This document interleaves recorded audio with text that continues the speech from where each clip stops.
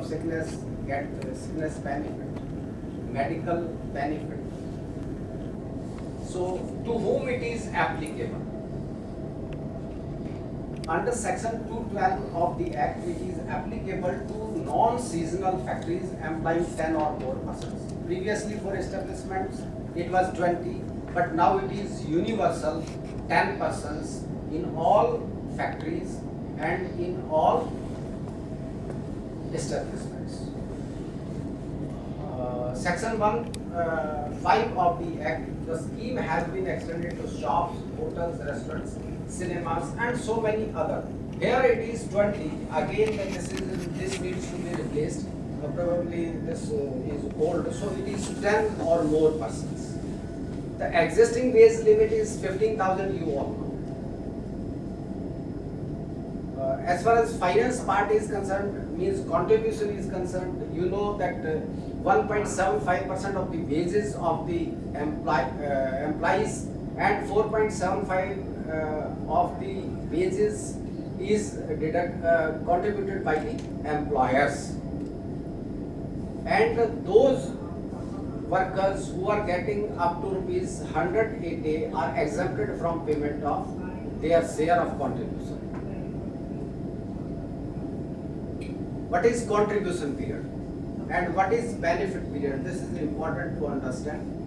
So financial year you make it in two parts, it becomes the contribution period, and subsequent to that, after 3 months, the benefit period starts. That is, contribution periods are April to September and October to March, and corresponding benefit periods are January to June and July to December. Now, what are the benefits? Under section 46 of the ESI Act, total 6 social security benefits have been conferred on employees working with various organizations. First is medical benefit. The treatment is given to the workers through dispensaries, through here we do not have in Haryana, IMP system is also there, and now it is being made universal. So there may be IMP system, insured medical practitioner system in Haryana also. West Bengal and Mumbai are having it, Maharashtra are having it, IMP system. But in case of Haryana, we are having through dispensary and hospitals. The treatment is given through. So this benefit is available from day 1. The day worker is enrolled, the day worker is registered with ESI. He is entitled for it. And again, there may be the people who may say that the contract workers do not get it. Every worker who is in insurable employment, you must understand two words while understanding the ESI Act. One is insurable employment and second is contribution payable. You may not have paid wages, but if it was payable, and you may not have registered the worker, but if he was in insurable employment, meaning thereby, for example, sometimes you may have the inspection and some inspector or now social security officer will say that you have these omitted wages on repair and maintenance. Some carpenter comes there, he does a job of 200 rupees or 500 rupees. Some mechanic comes and he does some work. Since he is in a, what is insurable employment? If a person is working in a covered factory or covered establishment, he is in insurable employment. So we must be clear about this fact that he is entitled to those benefits. If something happens during that period in the insurable employment, he is entitled to the benefits. Now, sickness benefit.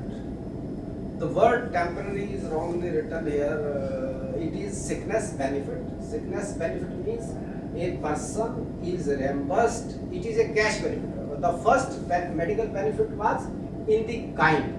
You get medicines, you get operated, you get other medical services.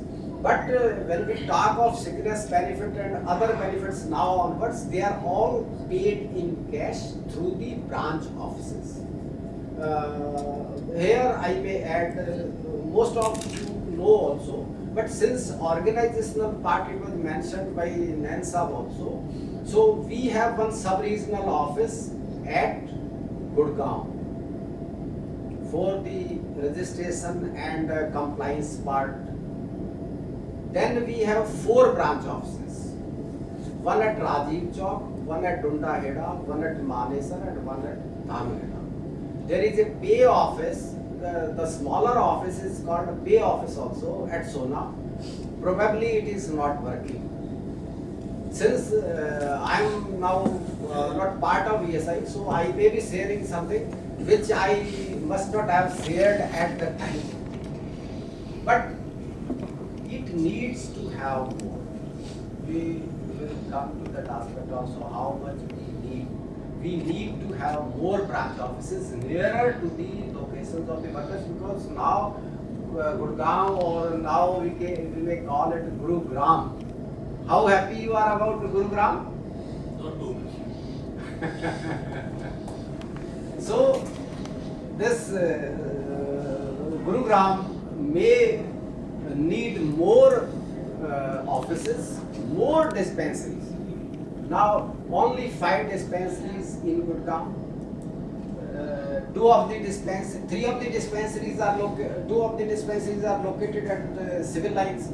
One at Udyog Vihar, one at sector 37, and one in the eastern part Kanhai or like that. So and workers, there are 5.5 lakh workers registered with the ESIC in Gurgaon. One dispensary at Manesar. There are some 75,000 workers registered at Manesar. There is one at Dharu Heda, one at Rewari. Of course, 2 are sanctioned for Rewari. And Manesar also needs 2-3 more dispensaries. Gurgaon needs 4-5 more dispensaries as per norms. Anyhow, this is the organizational part. What structure? We have 2 hospitals, one at Gurgaon. It is 100 bedded, but 25 bedded have been added in the same space. Then there is 100 bedded hospital at Manesar. Of course, these hospitals are very good, air conditioned, having all the 12 facilities also. But the number of workers, it is huge, and we need at least one more 500 bedded hospital in Gurgaon for meeting the requirement. Otherwise, there will be rush, and people must be facing problems. That part we have to, even through Safe in India, we are taking up this part with higher management headquarters of ESI. Then we were talking of sickness benefit. Sickness benefit is just when somebody is ill, sick, he goes to the dispensary, the doctor advises him rest, and he gets leave from the work, and he gets 70% of his wages per day, daily average wage, as cash benefit from ESI offices. Now there is extended sickness benefit, meaning thereby, if it is prolonged, the disease is for a long period. Subsequently, I'll be discussing in detail. Similarly, enhanced sickness benefit, maternity benefit for women workers, disablement benefit, dependents benefit, funeral expenses. I'll discuss in detail in the next slides. So first is medical benefit. What is medical benefit? It consists of full medical, but the Act says reasonable medical care, including hospitalization. One more thing I'd like to add here. ESI Act has 100 sections. These are, when we say act, it is an act of the parliament only. And since parliament cannot discharge every duty on its own, it delegates powers to central government. It is a central act, so it delegates powers to central government, meaning thereby Ministry of Labour and Employment, to make rules, and rules should not be inconsistent with the act. All legal people understand it. The rules, they have to be framed, and they have been framed, and they should not be inconsistent with the sections of the act. Then the central government is also not administering the scheme directly. So then there is a body, autonomous body called ESI Corporation, and ESI Corporation has powers to make regulations under the rules. So the corporation has been delegated power by the act and by the central government to frame regulations to facilitate day-to-day working of the ESI scheme, and it is its execution in the field. So that is how we understand the nuances of the legality. There is an act, there are ESI rules, there are ESI general regulations. So this we were discussing medical benefit. Medical benefit consists of full medical care, but now I would say we should follow the act only. It is reasonable medical care, including hospitalization, free of cost medicines to the insured persons in case of sickness, employment injury, and medical. So whatever these three contingencies require, he should get full treatment. He should get, he is entitled for treatment. Sometimes people may face difficulties. Anyhow, he or she is entitled under the act. So medical benefit, it starts from day one, and now the word has come, reasonable medical care. It includes OPD, free drugs, medicines, and treatment, I would say, is entitled. Then there is temporary, this word has been, this temporary, you may please remove from here. Sickness benefit first. What is the eligibility? He must have contributed for 78 days. For cash benefit to have, he must have, because we saw there is a contribution period and there is a benefit period. So when he contributes during the contribution period, during the benefit period, if he has worked for 78 days and paid contribution, he is entitled for the cash benefit of sickness during the sickness. So for how long it is available? For 91 days in two consecutive benefits. It is not that he is throughout the, he will continue that. So sickness benefit he will get for 91 days in a year, or we may say two consecutive benefit periods. And the rate is 70% of the average daily wages. Then there is ESP, enhanced sickness benefit. It is in case of certain diseases that when he is, although he has contributed for 78 days, but for those diseases he gets it for more than that sickness benefit of 91 days. So this is special case when there is tuberculosis and when there is vasectomy. For 14 days for tuberculosis, the ladies will get, the insured women will get, and 7 days for vasectomy, extendable in medical service. If there is some illness or some arising out of that, it may be extended. So then it is 100% of the average daily basis. Extended sickness benefit. This is for 34 diseases that are listed in the Act. For those, in the first instance, it is for 124 days during a period of 2 years. Duration of days, how many days he can get.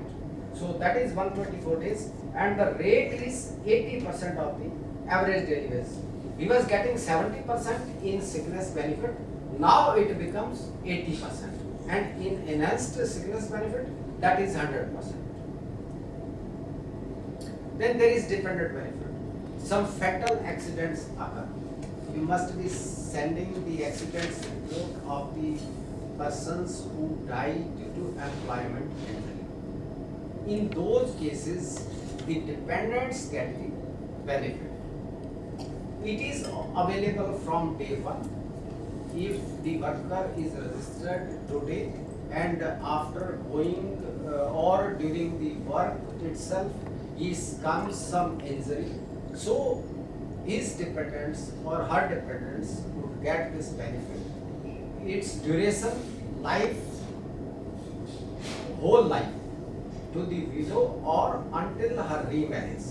To dependent children till the age of 25 years. Here it is minority age is not 18 years, it is 25 years. To the dependent and also to the dependent parents. If he has, during his nomination, he has nominated only his parents, he is not married or like that, then the parents will get this benefit. So the rate is 90% of the average daily basis. Then maternity benefit. The benefit is payable in cash to an insured woman for confinement, miscarriage or sickness arising out of pregnancy, confinement or premature birth of child. For confinement period, payment of contribution of 70 days in two preceding, the contribution eligibility is she must have contributed for 70 days during preceding two contribution periods. Even in 1 year, she must have contributed for 70 days. Then what she will get? 84 days, that is 12 weeks. And rate is 100%. In case of marriage, the benefit is for 6 weeks, that is 42 days. 100% again rate that is of daily basis. These benefits are extendable for further 1 month on medical advice in case the sickness arises out of miscarriage or out of maternity. Somewhere else we may be discussing, however, I may also tell those insured women or the wives of the insured persons, the delivery happens to be outside the ESI medical care system, then a medical bonus of 5,000 is given to that insured person or insured woman. That is called medical bonus or confinement expenses. Then there is disablement benefit.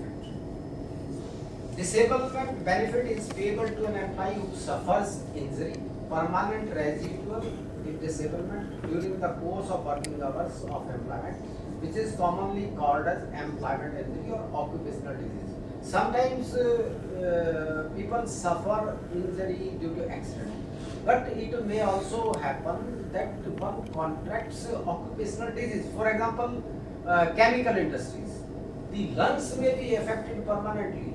He may develop some disease which is due to that occupation. And again, there is slate industry.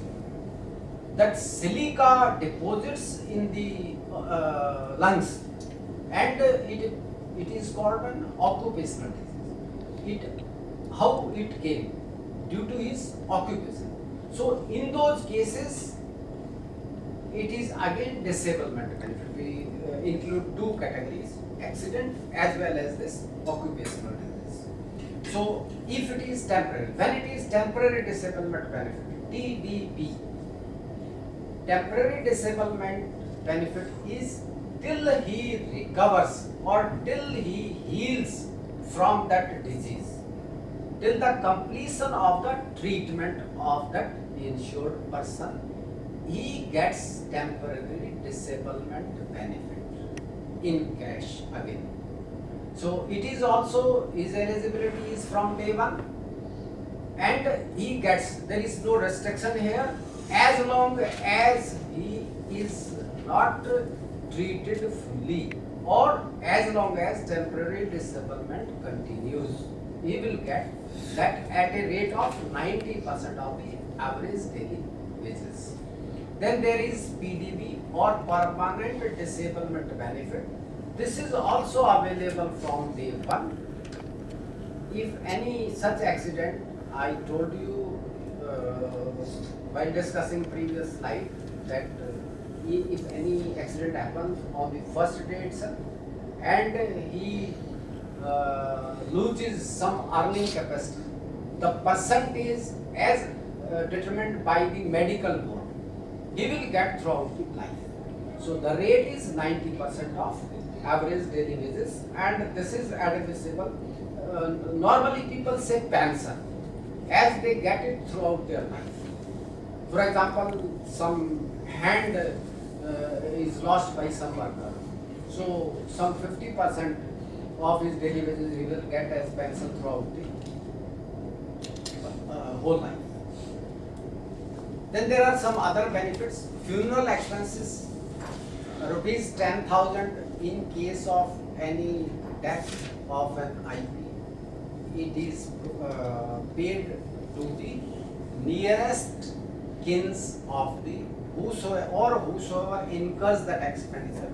It is paid to the dependents or anybody who performs that ceremony. Then there is a provision for vocational rehabilitation also. If somebody loses his hand and he gets, there are two things. One is training or retraining for that person so that he can shift to some other occupation, some other vocation. One is that his limbs, as you know, Jaipur foot is very popular. People go and get artificial limbs there. So whole expenditure borne for that, and the time he spends for getting that rehabilitation, for implanting that Jaipur foot or some other such thing that enables him to work for a longer period. So and he sustains his life on his own. So that expenditure, and for those artificial limbs, as well as you know, for specs also, it is reimbursed, and even specs are provided through some dispensaries.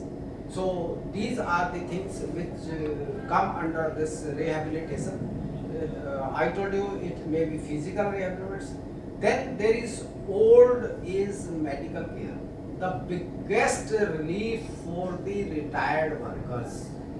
10 rupees per month, 120 rupees per annum. No person on earth can get the full medical care benefit in 10 rupees per month or 120. This is the highest, I would say, this is the peak of ESI scheme. When you contribute only 120 rupees per month, and you get whole, you see, in the old age you have more diseases, you are prone to other things also. So this is the biggest benefit, I would say, for the retired people who have retired as insured persons. Then there is one Rajiv Gandhi Shramik Kalyan Yojana, the scheme of unemployment allowance. It was introduced in April 2005. Under this scheme, an insured person who becomes unemployed after being insured 3 or 4 more years due to closure of factory, establishment, retrenchment, or permanent invalidity are entitled to unemployment allowance equal to 50% of wages for a maximum period of 1 year. Medical care for self and family from ESI hospitals, dispensaries during the period IP receives unemployment allowance also is given.